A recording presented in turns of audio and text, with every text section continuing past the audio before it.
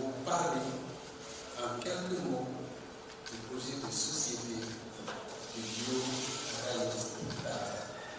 Il a identifié en complément les projets que lui-même entend compléter à ceux qui existent. Ça, c'est une démarche de planification que nous voyons très rarement dans les anciens projets de société qui ont eu lieu dans le pays. Je voudrais vous parler de deux axes importants dans ce projet. Le premier, c'est la régionalisation du développement. Le second, c'est la croissance économique soutenue et ce qui lui met, n'est-ce pas, comme sous-bassement de cette croissance soutenue. L'intéressé dans son projet a parlé de la création de 6 pôles de développement dans le pays.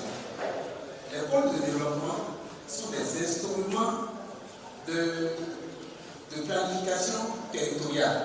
C'est des outils d'aménagement du territoire. Cela veut dire concrètement quoi? On va diviser le pays en autant de secteurs de développement que par exemple représentera Cotonou pour les villes les plus avancées. Ce qui fait que même si vous êtes chez vous, dans votre village, dans votre région, vous aurez accès à tout ce dont les gens ont accès parce qu'ils sont en ville.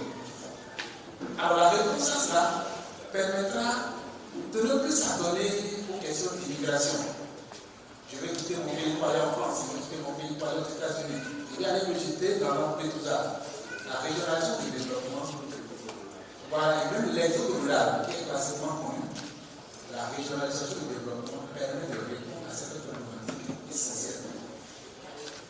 Le second pôle du développement, c'est qu'il a parlé de la croissance économique soutenue. Vous savez, le Bénin a réalisé, et ça, il a fait que la Banque mondiale, eux, ils ne disent pas de n'importe quoi, le Bénin a réalisé 7,5% de développement selon l'évaluation récemment faite.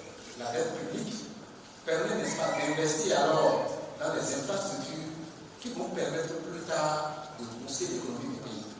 Et il a dit, à son arrivée, il va renforcer cette croissance économique à partir du secteur privé. En évoquant le secteur privé, c'est un signal fort qui est envoyé aux élèves, aux étudiants que nous sommes, et aux formateurs. Dans l'économie socialiste, l'État est bien le seul pourvoyeur de l'économie. C'est l'État qui donne de l'emploi.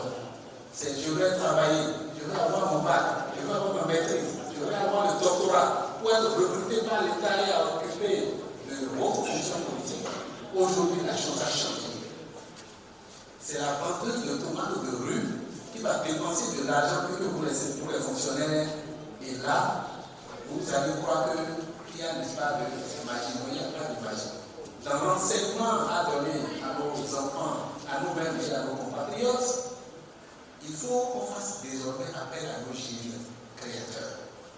Pour qu'il y ait, n'est-ce pas, des entreprises dans nos communautés, des entreprises qui vont par la suite employer, n'est-ce pas, d'autres jeunes qui sont en train de devenir, afin que chacun de nous puisse se sentir à l'aise là où il sera, dans n'importe quel coin de notre pays.